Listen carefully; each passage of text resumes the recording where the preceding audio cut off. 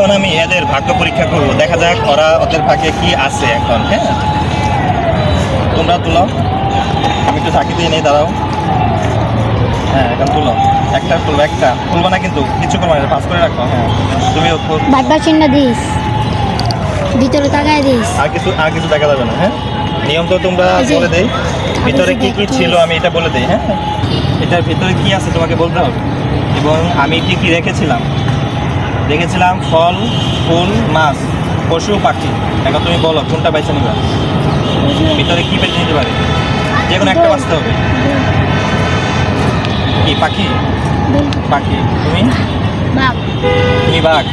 দেখা যাক এখন কে পায় কি। আর তুমি দেখো, পায় নাই, এটা শাপলা।